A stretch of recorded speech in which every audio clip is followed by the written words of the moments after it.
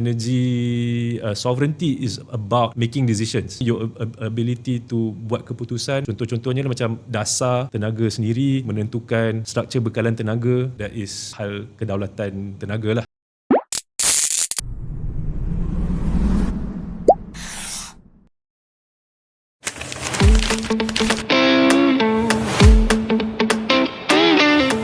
Assalamualaikum warahmatullahi wabarakatuh dan salam sejahtera. Kita bersua sekali lagi dalam episod ke-8 KRI Open Table Podcast. Apa khabar Dr. Noh? Baik, Alhamdulillah. Kita ada orang baru ni. Yes, kita ada geng baru kita, iaitu saudara Encik Azfar, yang merupakan penyelidik di KRI jugalah. Apa khabar Encik Azfar? Khabar baik, terima kasih atas peluang ni. Saya hari ni cuma intern je untuk belajar. Nak menokok tambah lebih. Kita beri peluang kepada bos besar. Ya, kita sembang santai. Dia sebagai subject matter expert yang kita akan sembangkan nantilah topik kita. Harapnya semua berjalan lancar untuk Encik Azfar hari ni lah. InsyaAllah. Okay, baik. Kita mulakan episod kali ini dengan sedikit perbincangan mengenai isu-isu semasa, iaitu yang trending kat Malaysia sekarang adalah tentang krisis warga Rohingya yang datang di Malaysia, iaitu kita nak bincang antara kemanusiaan, keselamatan dan kapasiti negara kita untuk menampung warga ini sebagai satu transit lah ke negara tempat, negara yang lain. Ini dah jadi satu yang perbualan hangat di social media, dan warga tempatan juga telah mengekspresikan rasa kurang senang terhadap warga Rohingya, baik sekadar tulisan komentar ataupun perbincangan dalam bentuk podcast ke, siaran perbualan ke, mahupun memviralkan macam-macam video lah. Tapi ini semuanya bentuk ekspresi. Apa pendapat kita sebagai negara yang menerima pelarian Rohingya ni? Pada saya, kita kena titik beratkan sisi kemanusiaan lah. Walaupun ada isu-isu yang dibangkitkan rakyat tu tentang keresahan kehadiran puak Rohingya di Malaysia ni, kita tak patut pandang remeh lah. Rakyat pun, terutama golongan pendapatan rendah, anggap kehadiran Rohingya ni mungkin menjadi saingan kepada mereka dalam pasaran, kepada dalam petty trading ke ataupun pekerjaan. Mungkin tanggapan ni tak betul dan mungkin perlu diperbetulkan. Walaupun rakyat kita mungkin ada keresahan ini, pandangan saya secara peribadi, saya tak rasa kita patut just halau diorang ke laut dan biarkan diorang mati. Tu that is not humane lah.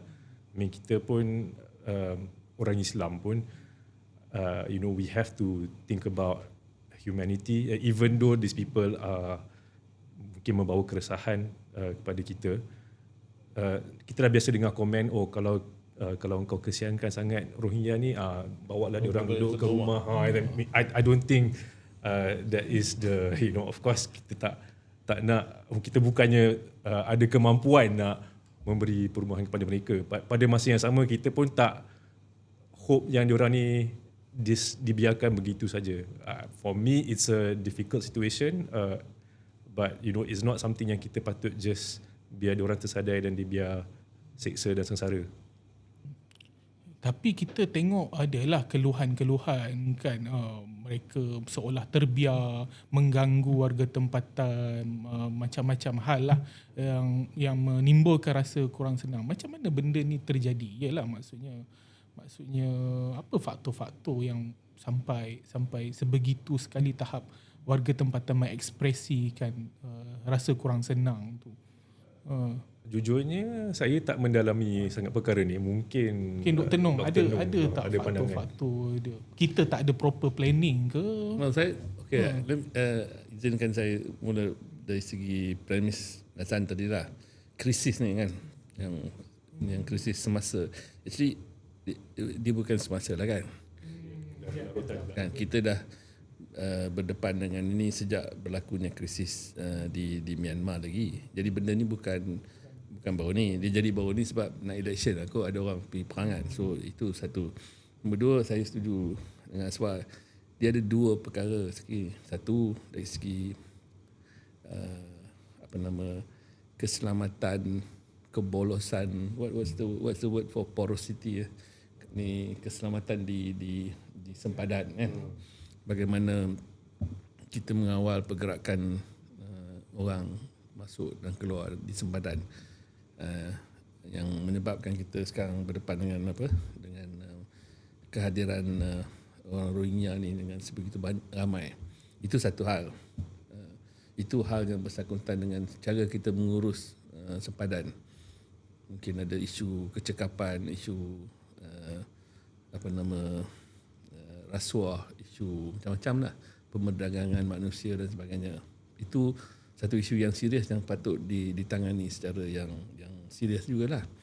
Dan isu yang kedua, macam Asfar cakap, ialah isu kemanusiaan yang dah ada di sini kan. Dia manusia. In fact, saya ingat beberapa tahun yang lepas, parti-parti politik pun bagus punya buat perhimpunan kan, pro Rohingya. Sekarang mereka juga lah yang duduk perangan isu ni. Jadi kemanusiaan adalah penting. Kalau you ambil satu kelompok manusia lah, you and I, kita semua manusia. You pun tak dipilih. Mana you tahu you dilahirkan di Malaysia ke, atau dilahirkan di Rohingya atau di Afrika. So kita ambil sudut kemanusiaan macam itu, kita tak bolehlah membiarkan bergenerasi orang macam ini duduk dalam kedudukan, dalam keadaan yang begitu tak ada kemanusiaan. Dan lepas tu kita pula jadi condescending lah, kita kata apa perangai teruk lah. Dan kita tak bagi pendidikan, dan tapi dia duduk dalam keadaan yang ni. Tapi siapa yang nak ambil dia pula kalau dia dah ada di sini? Negara ketiga yang nak ambil. Sebahagian mereka dapat under UNCHR pergi ke Amerika lah. But Amerika pun is a bloody racist country right now. They don't take non-white people pun. And these people are non-white people. So actually kita asingkan dua isu tu. Dan saya setuju dengan Asfar, because mungkin pada setengah, selain daripada yang main politik sentimen ni, mungkin setengah orang terasa terancam dengan kehadiran mereka dari segi, you kata tadi, meniaga kecil, pekerjaan and so on. Tapi at the same time, di Malaysia sekarang ada berapa? 2 juta pekerja asing. Itu yang dilaporkan lah, yang official lah, yang 2 juta. So kebimbangan dari segi itu kena agak, saya setuju satu, maknanya pada saya lah, kalau tanya saya, ini pendapat peribadi lah, bukan institut yang mendapat. Actually daripada setelah kita selesai masalah di sempadan, daripada masuk pekerja asing sampai berjuta-juta orang ni, masa kita selesaikan masalah pelarian ini, yang jumlah jauh lebih kecil daripada ni. Tapi ni isu politik lah. Tapi saya sentimen yang agak keras yang Hasan cakap tu, saya pun terkejut jugalah. Yang tidak berperi kemanusiaan. Nak tanya sikit Dr. Noor. Kita tahu yang kita ni sebahagian daripada ASEAN dan Myanmar juga sebahagian daripada ASEAN, dan kita tidak boleh, prinsip ASEAN tu kita tak boleh masuk campur dengan urusan politik dalaman negara masing-masing kan. Tetapi kegagalan mereka untuk kawal ataupun untuk manage diorang punya own internal political situation, dia indirectly cause a political situation in our own country.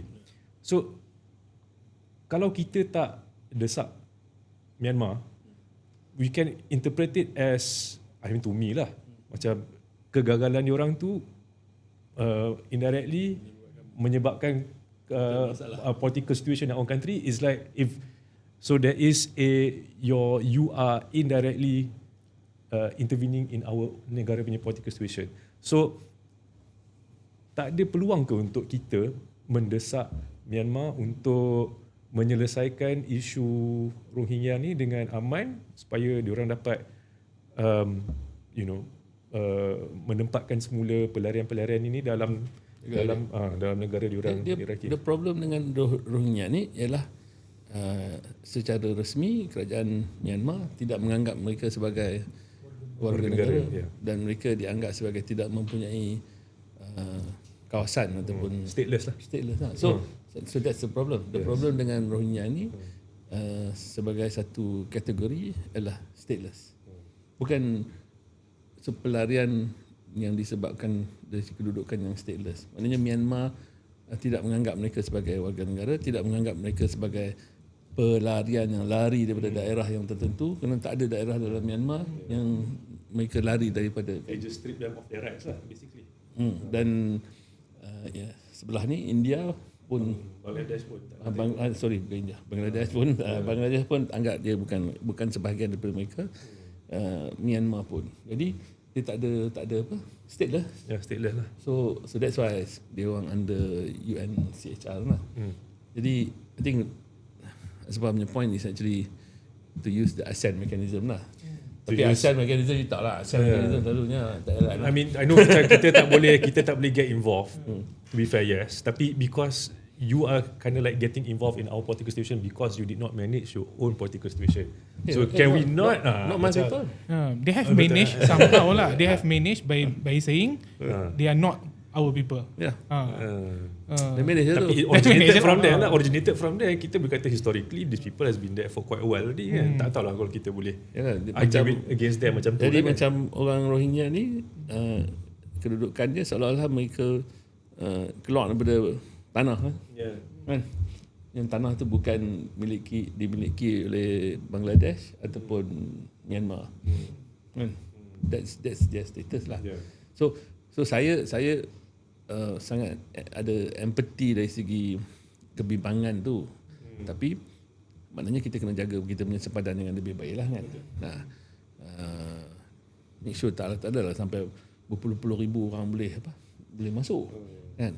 Tapi yang dah ada di sini ni kita kena uruskan secara yang ada peri kemanusiaan lah. Kita tak boleh kata tak apa biar pergi lah buh mereka kan camp apa benda ke, beranak pinak apa semua. Betul, tunggulah sampai orang sampai ada negara ketiga sanggup ambil.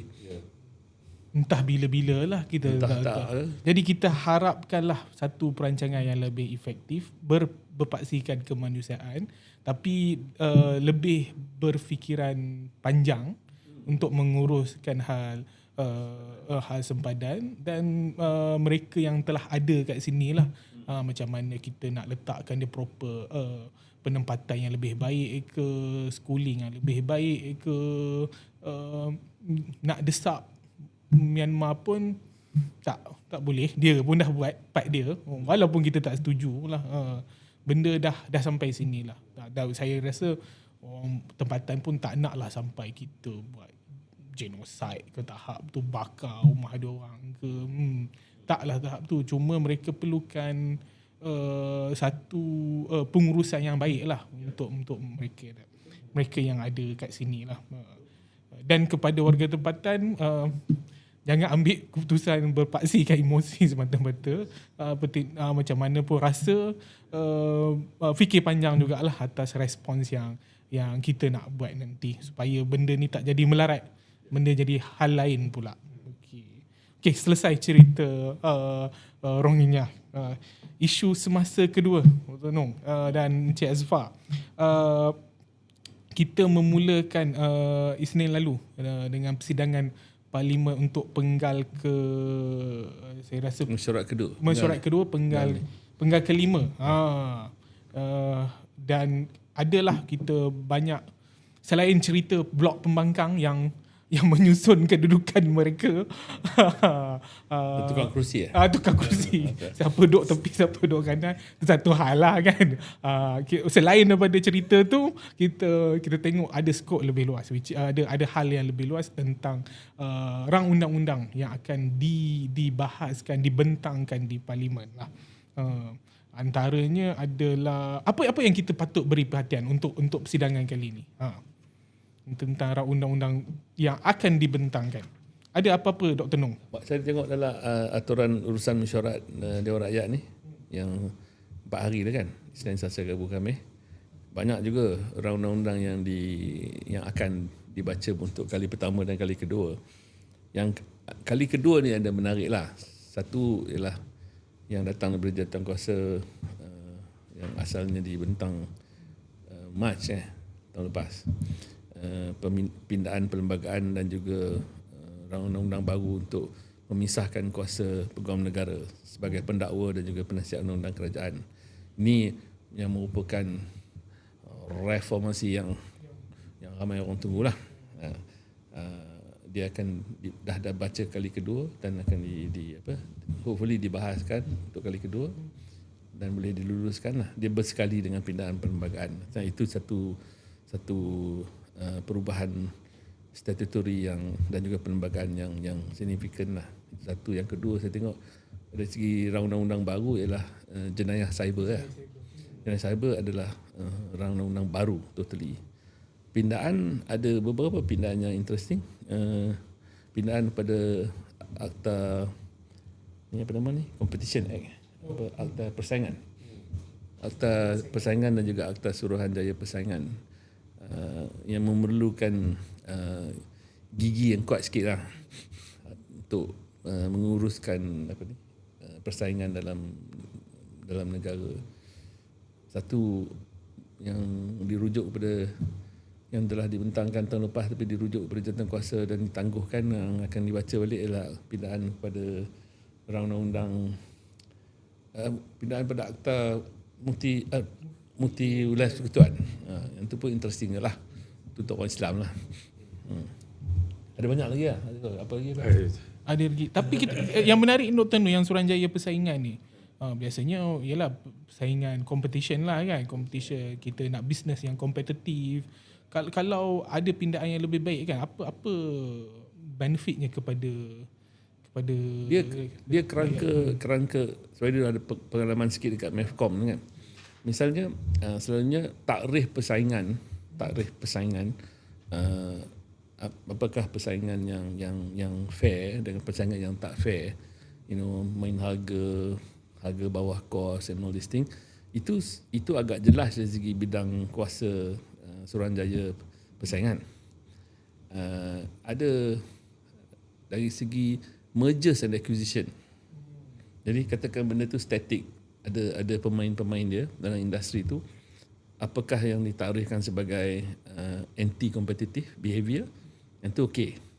Tetapi bila melibatkan mergers and takeover dalam industri tu, gabungan, dia ni beli dia ni jadi yang mana jadi besar kan, adakah mergers acquisition tu memusatkan kuasa pasaran kepada pemain-pemain yang tertentu dalam industri yang ada regulator macam industri kewangan, perbankan dan insurans. Bank negara menjadi pengawal selia adakah sama ada mergers acquisition tu memudaratkan persaingan atau tidak. Macam dulu MEFCOM saya ingat untuk mergers and acquisition dalam industri penerbangan, MEFCOM dulu, nanti sekarang dah jadi CAM dah. Tapi dalam banyak industri lain dia agak kabur kan. Katakan industri, kita tak maulah sebut industri yang khusus tapi ada industri yang katakan ada 5, katakan produk yang sama and then ada 5 ataupun produk sama can be kompetitif, monopolistik, adalah produk differentiation, tapi katakan ada 5. Kalau yang satu tu nombor 1 nak makan nombor 2 kan, acquisition, jadi 5 jadi 4, adakah itu menimbulkan persekitaran yang kurang persaingan yang boleh mendatangkan mudarat pada pengguna? Yang tu ialah kuasa tu tak jelas. Kalau kita perasan lah, kita baca ni kan, Suruhanjaya persaingan biasa ambil tindakan kan bila melibatkan mergers acquisition, kuasa dia tak jelas bila dia ambil tindakan dan dia buat penyiasatan, dia membuat keputusan bahawa ada tindakan ini menyebabkan kemudaratan kepada persaingan, dia fine. Lepas tu pihak yang kena fine tu pergi court, kalah. Jadi saya tengok pindaan ini untuk bagi perjelaskan kuasa dia dalam bagi persaingan okey, tapi dari segi mungkin yang tu pun dia nak khususkan, saya tak baca ni pindaan undang-undang ni, tapi mergers and acquisition selalu macam itulah kan. Kalau industri yang ada 3 pemain and then 1 dengan 3 merge ke 2 dengan 3 merge kan. Tu jadi duopoly kan. Jadi oligopoly jadi duopoly. Is it memudaratkan apa nama kepenggunaan kan. Satu I think pindaan tu ialah sesuatu yang I think satu lagi Suruhanjaya persaingan ni dia punya financial I think kan. Kedudukan kewangan mereka No, sendiri. dia ambil duit, dia dapat duit kat mana? Dia punya funding lah, Dia punya funding kan. pendanaan. Dia nak lawan dengan syarikat-syarikat yang mungkin besar, boleh pakai lawyer mahal-mahal kan. Tapi dia pun tak ada bajet Dia untuk kena ada dia pun kena ada staff yang cukup kuat untuk nak lawan dengan dia orang ni lah. Siasatan satu hal, nak pergi mahkamah and all this thing kan. So I think satu pindaan yang saya tak tengok tapi saya adalah baca sikit-sikit dan saya rasa ini satu yang penting. Sebab sekarang ni sebagai statutory body, they are usually self-funded lah kan? Ke macam mana? Saya tak tahu. Saya ingat dia tak self-funded sebab dia no, maknanya dia mendapat grant lah. Dapat grant awal-awal one time kan? Usually macam tu kan? Daripada kerajaan lah. Kan? Lepas ni dia, tapi saya tak faham, saya tak pasti katakan dia fine apa nama, dia denda whatever lah, syarikat mana kan. Adakah denda tu pergi ke MOF ataupun ada kan untuk fund dia kan. Tapi saya ingat kalau denda tu masuk untuk fund dia pun tak betul juga kan. Ada insentif untuk untuk cari pasal cari pasal orang betul lah. Kan. Jadi bagaimana dia dibiayai adalah sesuatu yang penting kerana dia tak boleh di accuse sebagai mempunyai insentif untuk cari pasal kat orang, nak denda orang untuk membiayai dia punya operasi. Yang tu pun tak betul kan. Dan dia orang tak macam tu sekarang. Dia orang, saya ingat dia orang dapat grant daripada kerajaan kot. Tapi adakah itu memadai untuk lawan oligopoli, duopoli, monopoli yang besar-besar ni kan. So itu satu yang sepatutnya diberi perhatian dan diberi perhatian oleh kerana itu undang-undang ni dibawa ke parlimen. Tapi kalau satu ialah hasratnya mewujudkan persekitaran perniagaan yang kompetitif, yang mana outcome sekarang persekitaran perniagaan yang kompetitif ni akan secara logiknya kita hasratkan memberi sesuatu yang baik kepada pengguna lah, dalam bentuk produk yang lebih baik dan harga yang lebih, dengan harga yang lebih murah dan lah. juga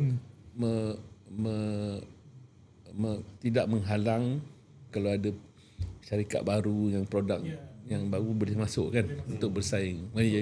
Kalau macam you duopoly, you duk jual apa, you jual kopi apa dan you pakat saya masuk susah kan. So ada Suruhanjaya ni yang memastikan tak ada apa sindiket apa you kata tadi apa? Kartel. Tak maulah kartel apa pun yang mengawal perniagaan lah. Itu satu saya rasa pindaan yang sangat menarik yang kita rakyat kena perhatikan tentang undang-undang apa ni, pemindahan kuasa AG dan juga pengasingan tersebut tu. Kita rasa kita dah bincang ni Dr. Noh dekat episod ke berapa ke tempat. So dia macam, tapi semua orang yang ni memerlukan pindaan perlembagaan. Kan? Itu pindaan perlembagaan untuk menghadkan terma Perdana Menteri pada 10 tahun tak lepas. Ini untuk meminda perlembagaan untuk mengasingkan kuasa Attorney General. So kalau tak lepas depa tak boleh beli kerajaan lah, kerajaan dah bentang kan. Ialah secara indirectnya 2 kali lah. So tak tahulah kita tengok yang ni. Sebab yang ni bentangan itu datang daripada jawatan kuasa kan. Kan kepada rujuk sana bulan Mac lalu datang balik ke dewan untuk dibentangkan.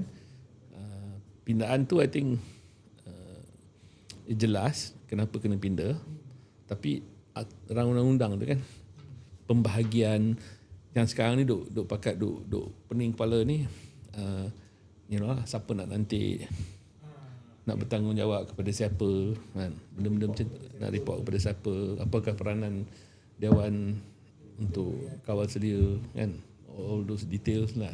Dan sekali lagi pendakwa kan Jadi pendakwa jadi pendakwa, yang ni jadi penasihat undang-undang kan. Di pendakwa ni, adakah dia super pendakwa?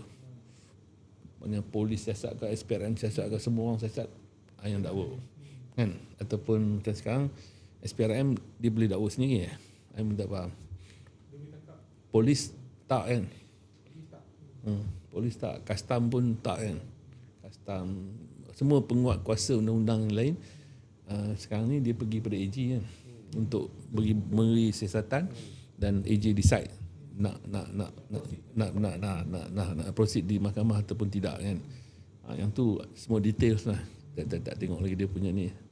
Tapi maknanya kalau ada pihak saman entiti kerajaan, jadi bila dipisahkan, penasihat undang-undang kerajaan tak terlibat dalam pendakwaan lah kan. Sekarang ni dia terlibat kan, sebab di atas sekali kan. Itu reformasi yang kita sangat nanti-nanti lah. Lama dah. Ini cerita lama. So in the end nanti public prosecutor cuma jawab kepada Dewan Rakyat, tapi bukan kepada eksekutif lah. That's the detail of the detail of the yang perincian dalam undang-undang ni lah. Jadi saya ingat Dewan Parlimen dia kata siapa nak lantik kan. I think undang-undang kata kalau Agong lantik, kalau Agong lantik siapa nak vetting kan, banyak cerita tu lah. These are the details lah. Tapi the principle is pendakwa dengan penasihat undang dipisahkan ya. Tak perlu jadi orang yang sama. Jangan jadi orang yang sama. Pejabat yang sama ya.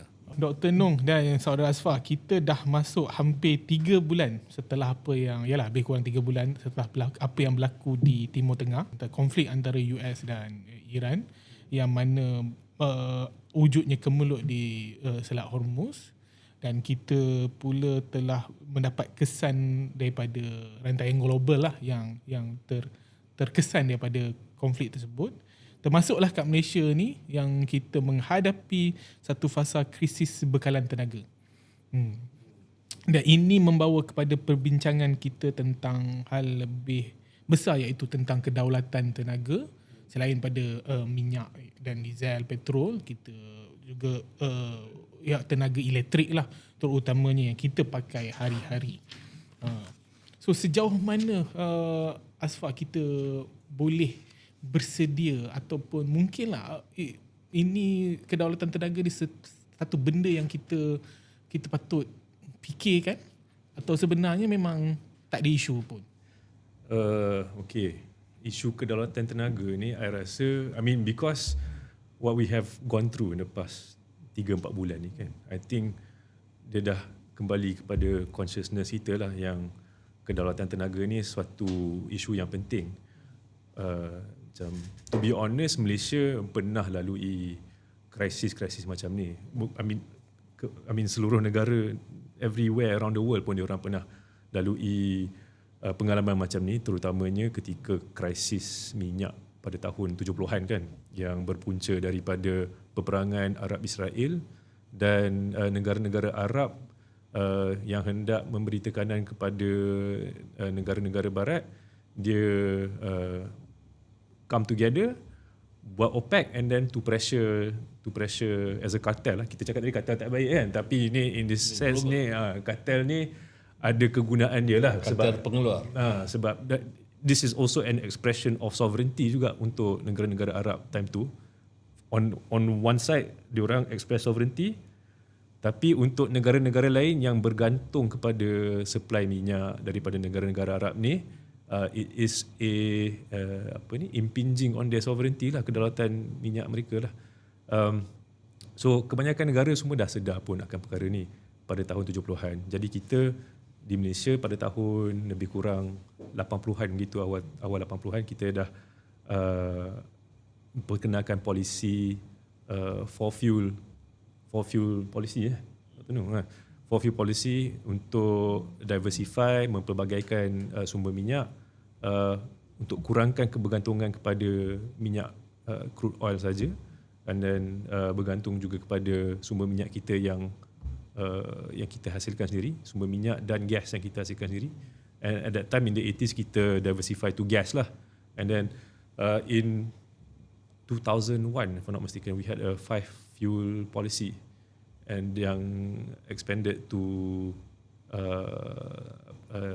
renewable energy, especially to use the effluent from palm oil punya hasil-hasil pelupusan palm oil ni lah, biomass lah. So yes, and then now dengan krisis Iran, US, Israel ni, of course isu kedaulatan tu kembali ke hadapan pemikiran kita kan.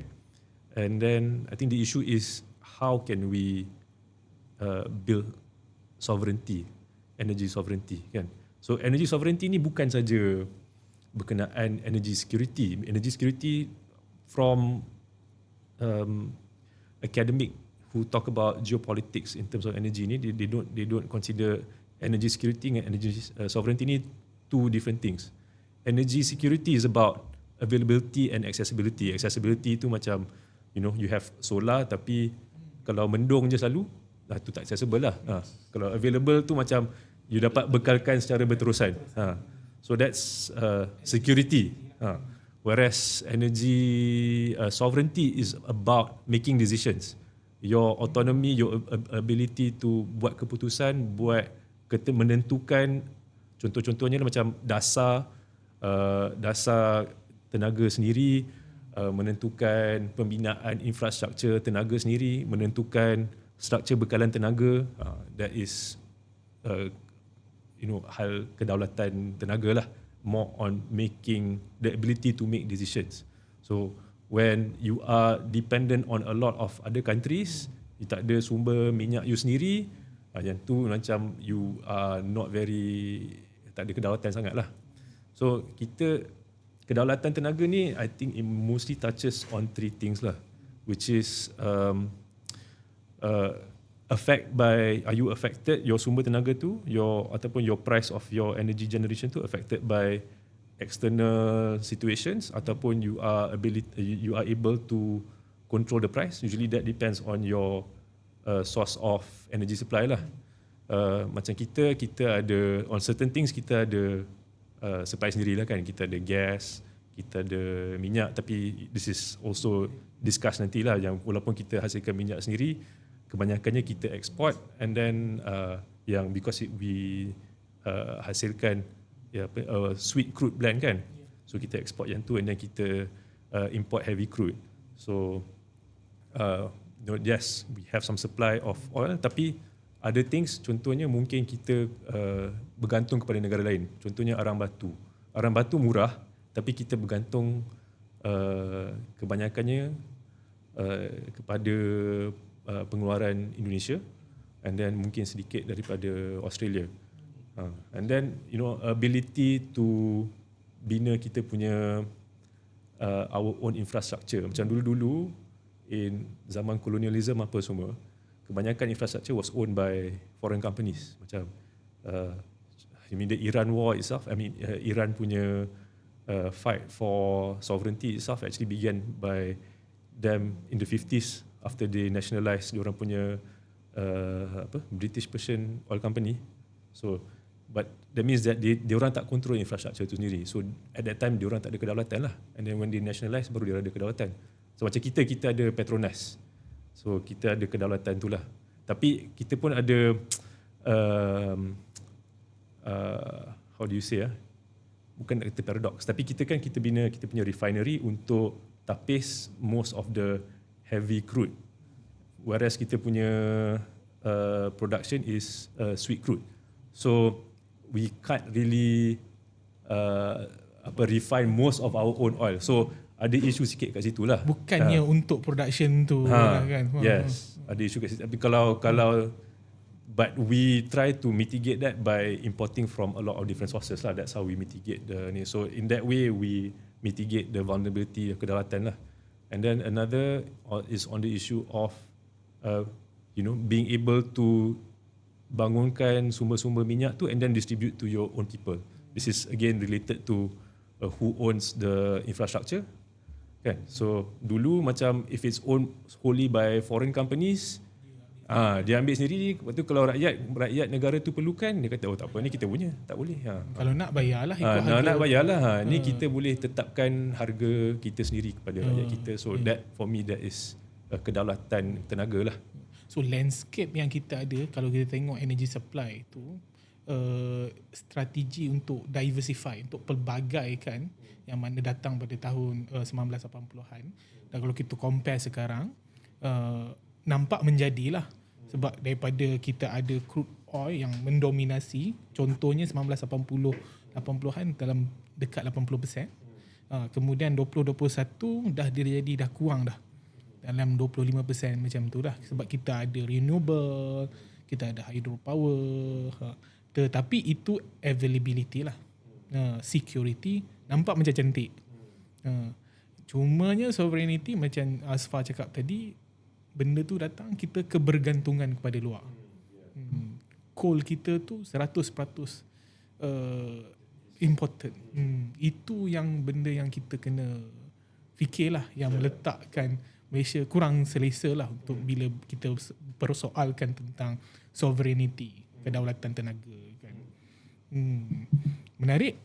Dr. Nong, ke mana kita ialah kita nak bawa dengan keadaan ni, macam mana kita boleh bawa Malaysia? Saya I mean, the sovereignty issue ialah isu penguasaan kemampuan untuk buat keputusan kan, mengenai pengeluaran, edaran dan juga penggunaan. Saya punya masalah on this issue is actually I think kita punya kecekapan menggunakan apa juga sumber, sama ada kita punya sendiri ke, kita import ke, kita apa ke. Saya rasa isu yang besar dari segi ekonomi yang merupakan satu yang distort keputusan dan juga kecekapan ekonomi ialah kecekapan kita menggunakan energi itu sendiri kan. Kita mungkin sebab supply energi itu terlalu banyak kot, terlalu ada, kita tak ada kecekapan dari segi menggunakannya. Macam kita ada minyak lah, kita ada minyak, walaupun minyak mentah yang ditapiskan, kita import, kita jual yang kita punya, tapi kita ada sumber sendiri, walaupun kita import 200-300 ribu barrel per day untuk tujuan tersebut, tapi sebab kita ada kan. And then gas, kita net exporter of gas, unlike crude oil. So kita macam, saya ingat kita tak cekap guna energi, sama ada dalam bentuk electricity ataupun dalam bentuk bahan bakar kan. Jadi itu melihat dari segi penggunaannya lah, kecekapan penggunaannya, dan bukan dari segi pembekalan kemampuan sovereignty dari segi menguruskan the supply side. I think kita kena fokus juga tentang kecekapan. Misalnya katakan, tengok macam ekoran daripada 74-73 punya krisis tu, Jepun misalnya kan. Jepun sebuah negara yang tak ada langsung bahan bakar. So macam mana dia menyelesaikan masalah security dululah. Dia ada storage, reserve, storage banyak, tapi crude oil juga lah. And then dia pergi kepada, dia tak adalah hydro apa semua ni, dia tak ada, dia kira nuklear. Dia mengambil keputusan tu. Tapi dia punya kecekapan penggunaan is actually very good. So dia ada resilience. Dia mungkin tak ada sovereignty, tapi dia ada resilience untuk berdepan dengan krisis kan. So China misalnya melakukan peralihan dengan mempelbagaikan sumber tenaga dalaman kan, dalam bentuk solar misalnya, tapi pada masa yang sama dia juga store crude oil gila-gila, dia reserve kan. So oleh sebab tu dia berdepan dengan dengan krisis kesuntukan ni dengan cara yang lebih cekap lah, lebih resilient kan. Walaupun dari segi sovereignty dia banyak juga bergantung kepada import, tapi dari segi memperbaiki kedudukan tu dia tolak dia kan. So saya ingat kecekapan penggunaan merupakan satu yang, sebab kalau kita tak cekap guna energi, kita tak jadi berdaya saing dalam industri yang mengguna energi kan. Sebab dalam perkiraan kita katalah nak buat apa ni gelas ni, kita fikir alah kos apa beli bahan mentah ni, orang, mesin, tapi tang electricity kita kira ini kira murah kan. Jadi mungkin sebab kalau kita ada macam itu, sebab energi terlalu murah, jadi produk kita ni tak berdaya saing kan. Cuba banding dengan Jepun misalnya, dia kata no, kita must be more efficient kan, penggunaan electricity untuk menghasilkan gelas ni kan. So saya rasa efficiency is actually, kecekapan penggunaan ni is actually satu yang selain daripada sovereignty, kemampuan mengawal pengeluaran, kecekapan penggunaan juga adalah satu yang perlu diberi perhatian lah. Tapi kalau cakap betul, saya setuju, saya suka dengan point kecekapan tu lah kan. Contohnya kalau macam kita beli kereta, mesti nak tahu efisiensi kan. Enjin membakar fuel. 100 liter apa 100 liter pula. 100 kilometer. Berapa kilometer? Per liter lah. Dia tak cerita torque lah, cerita horsepower, dia cerita ini minyak full tank boleh pergi mana.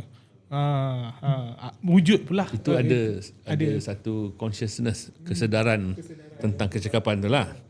Tapi kalau dia kata ni kereta ni boleh laju berapa lama, tapi bila bab-bab lain, contohnya dia tengok bangunan kita penuh kan, tangga-tangga penggunaan elektrik tinggi, lift macam-macam, bab dia lah, lighting dia, aircon full blast 16 degree.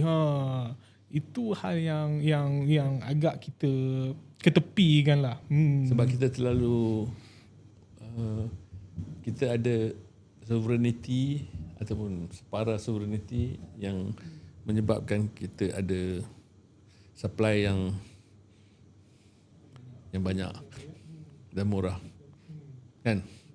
Jadi kita tak berapa rasa terhad, dan oleh sebab tu kita tak rasa kita perlu cekap untuk menggunakan tapi sekarang ni krisis 3-4 bulan ni pun, sebab harga minyak misalnya disubsidikan duk RM1.99 juga. Sekarang dah 80 lebih tu kan. Masa 100 pun RM1.99, jadi semua orang tak rasa krisis pun kan. Jalan jam juga, shopping center penuh juga kan. Tetap juga orang pakai lah. Tapi saya rasa kena ada pembangunan alternatif yang baik dululah. Kalau kita naikkan harga minyak, lepas tu kalau tak ada alternatif, nanti pengangkutan awam contohnya lah kan. Kalau tak, nanti it's just going to be an increase in living cost without alternative lah kan. So tapi I think dalam episod yang sebelum ni kita cakap lah, tapi peralihan tu akan perlu mengambil masa lah, sebab rejim tak cekap ni, rejim harga murah ni telah menyebabkan orang buat keputusan yang mana dia terpaksa tanggung kos keputusan tu kan. Kalau kita ubah kos, of course terjejas lah. Hari tu last episode kita ni Nazhan pergi beli rumah dekat Elmina kan, sebab dia ingat nak commute okey.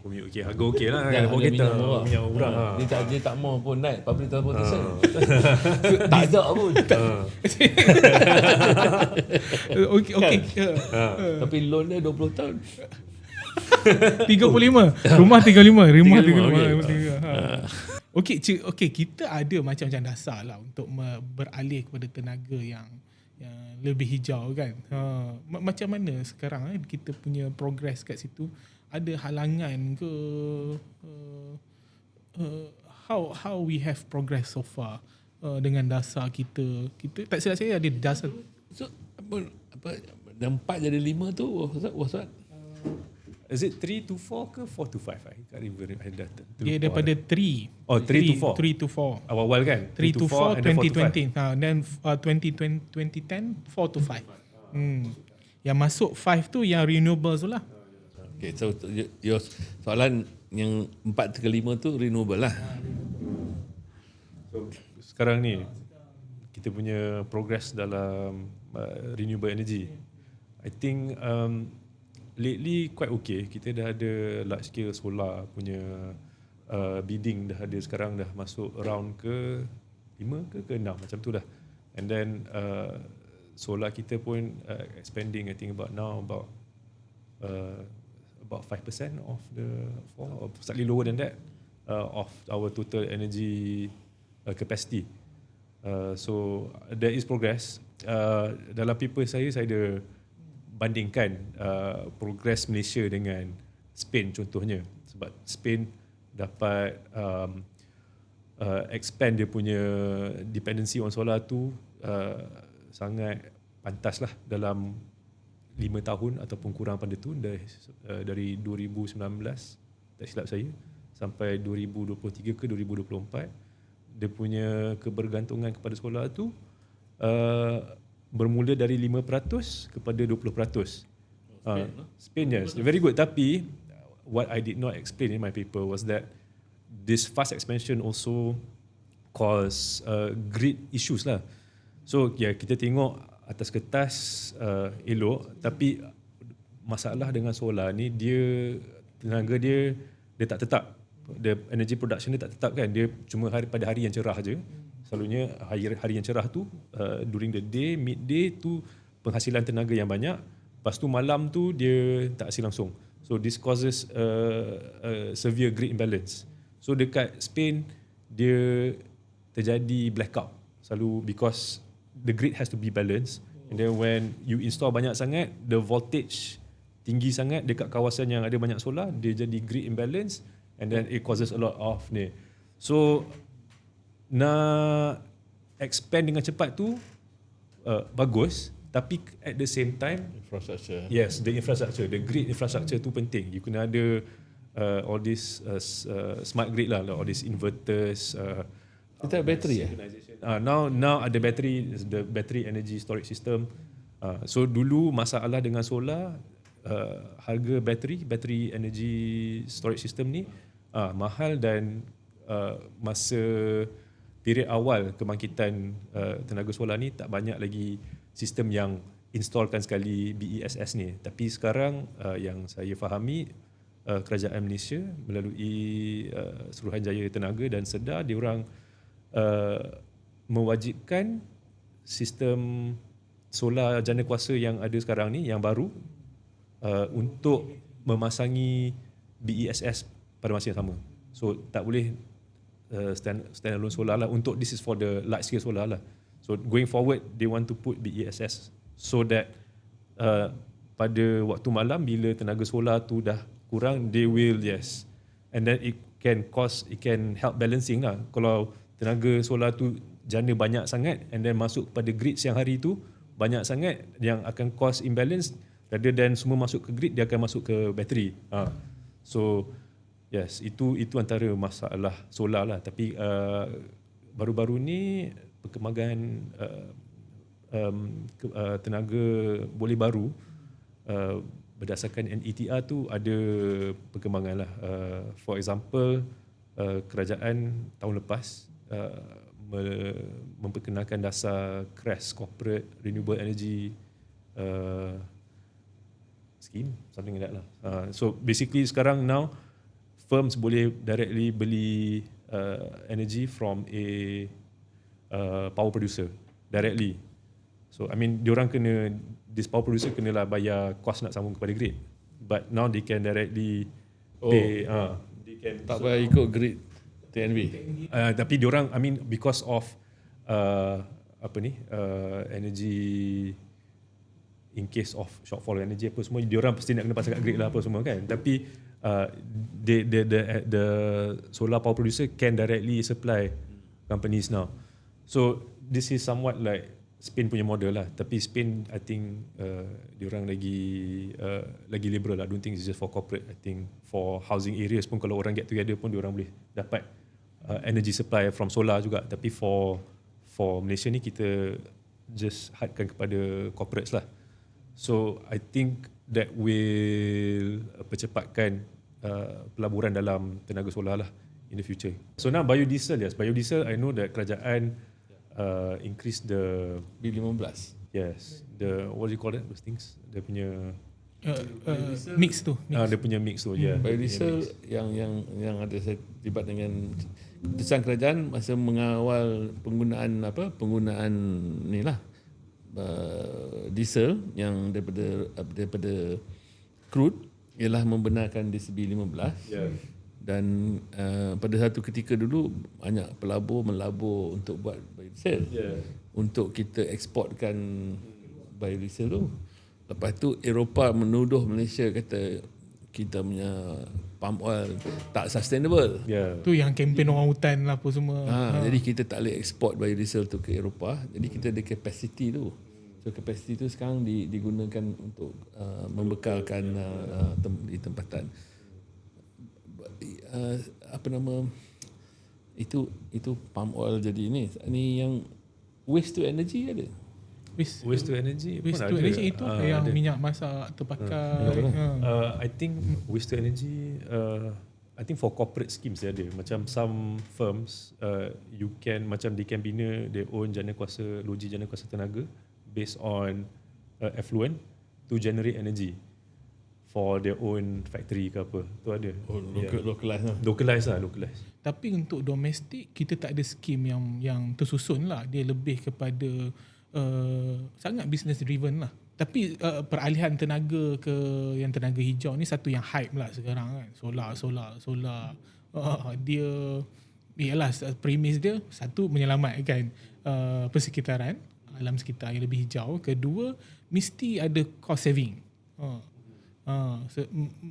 Dalam masa dekat ke jauh ke kan, untuk jangka masa yang lama ke, pasti hype dia mesti ada cost saving. Betul ke?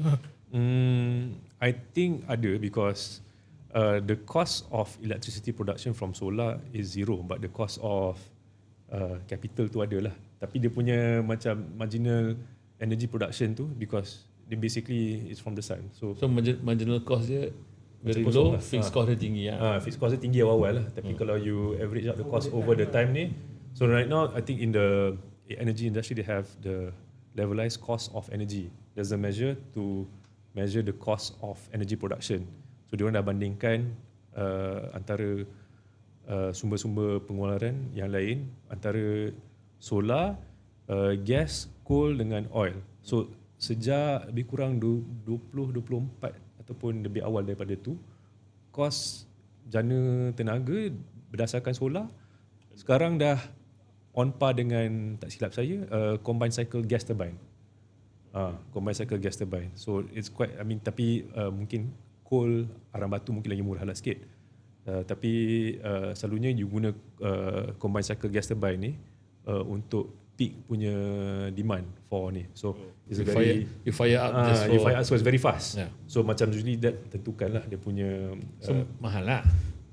no, it's still, it's competitive lah sebab because dalam supply energy ni kan dia ada beberapa jenis type of power plant ataupun macam they have the base load and they have the peaking, they have the supply following the intermediate supply. So macam for peaking, macam untuk kalau masa penggunaan tenaga tu banyak, they need power plant yang cepat kan. So macam for solar is actually quite quick, tapi masalahnya dia punya jana tenaga tu siang hari when the peak is in the evening.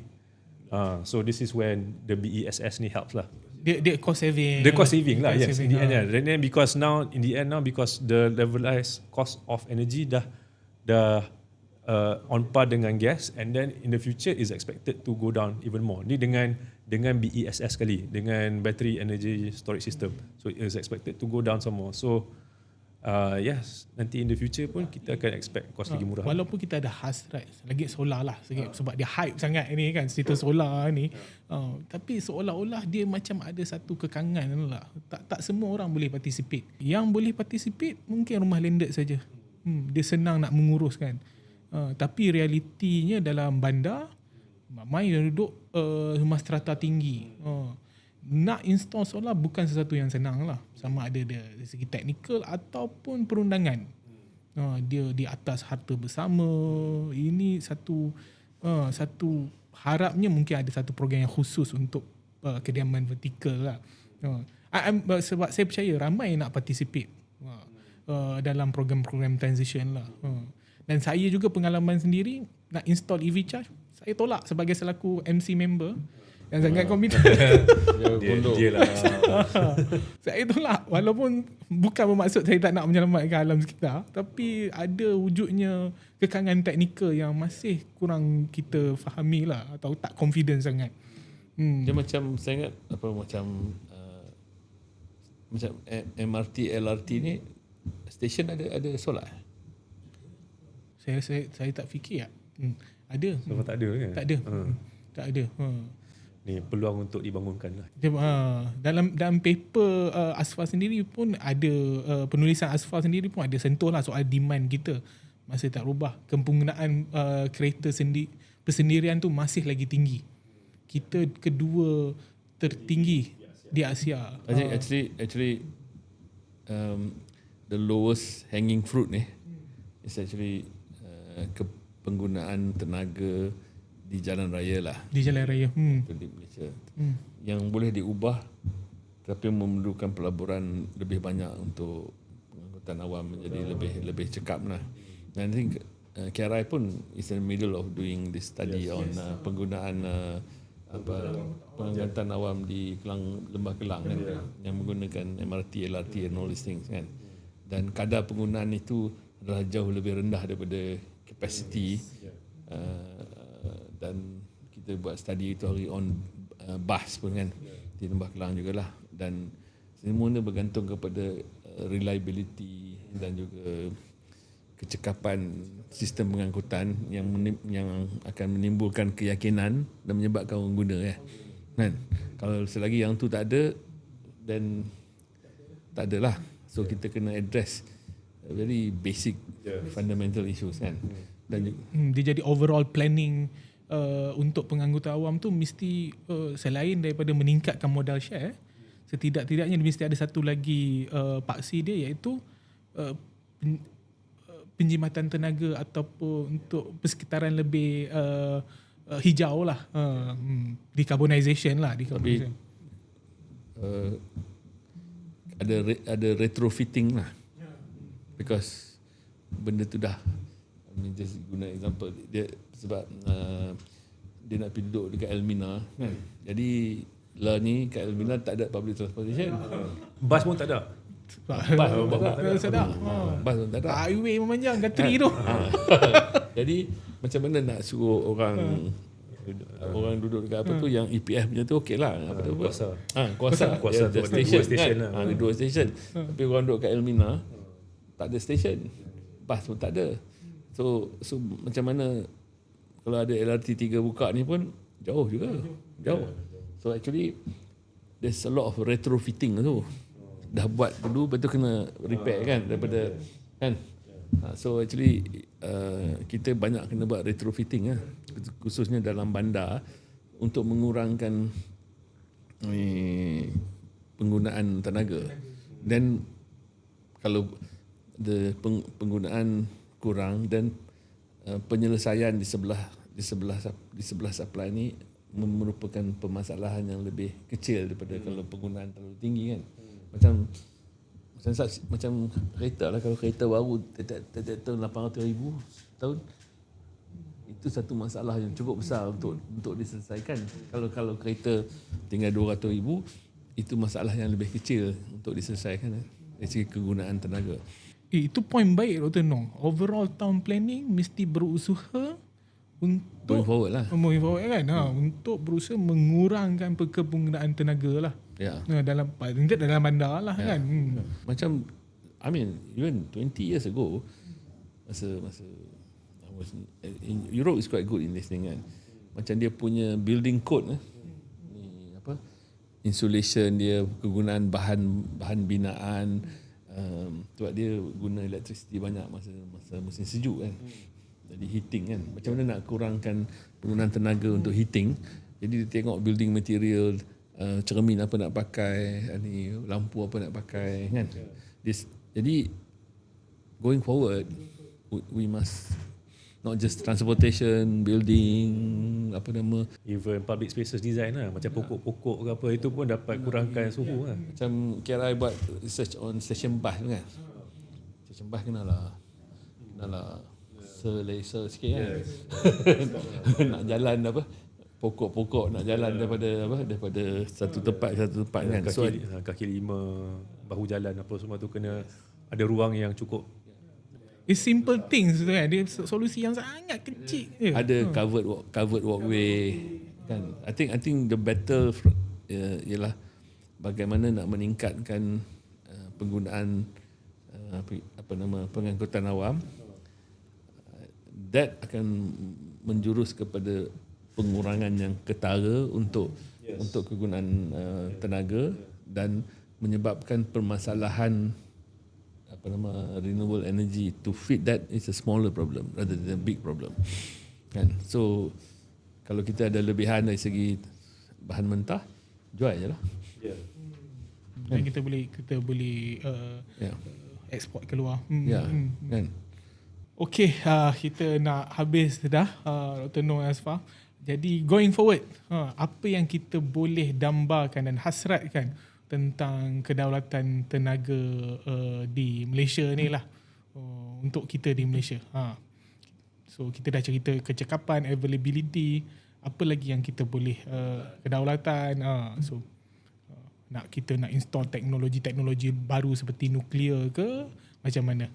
Kata-kata terakhir sebelum kita menghabiskan episod kali ni. Cik Asfar? What can we expect? What can we hope for the future energy scenario lah kan? I think importantly kita nak kena upgrade kita punya grid lah. Kalau kita nak tenaga hijau, nak bergantung kepada tenaga boleh baru, terutamanya tenaga hijau, kita kena pastikan grid kita bersedia lah untuk terima lonjakan voltage kan. So kita kena upgrade on the grid, and I think for me that is important lah. Maybe other sources of energy like you mentioned just now, nuclear. That one I know has been discussed by the PM's advisor contohnya, Tuan Nur Hisham Hussein, dan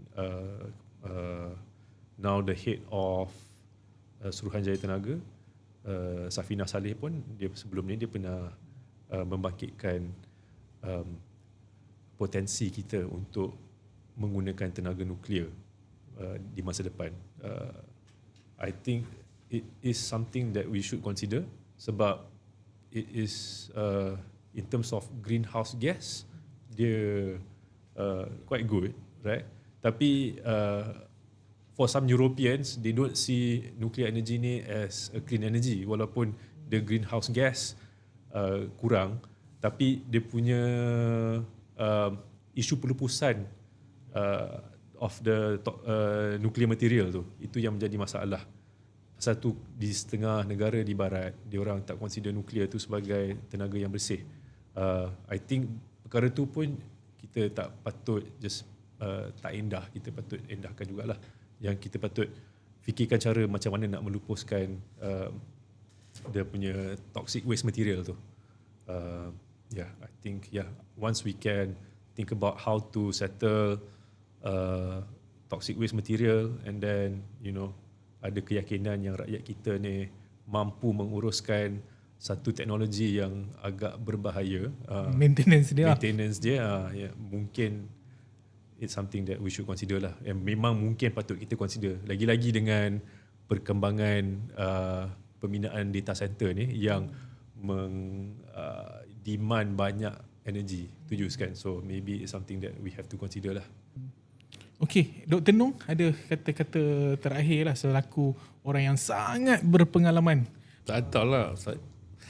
I think saya tak, I have not fikir secara yang mendalam kan. Selalu ni nak fikir mendalam kena duduk sorang-sorang, tapi jarang duduk sorang-sorang fikir mendalam.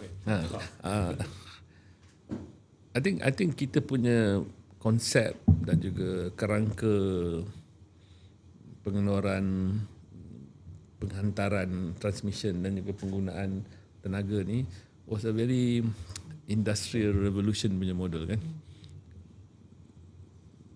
Kurun 18, 19 kan. Ambil bahan bakar, jana electricity, then buat station, betul buat grid, betul hantar kat rumah kan. That was the model kan. So economically generation, transmission, distribution kan. Dan kita tadi sebab cakap tiga jenis material nak generate, 4 jenis material nak generate, 5 jenis material nak generate. Kira 5 ni ada yang hijau, ada yang tak apa nak hijau lah kan. Tapi the transmission dengan the distribution masih lagi benda yang sama kan. Satu kekangan sebab cakap ialah actually the transmission lah kan, the grid kan.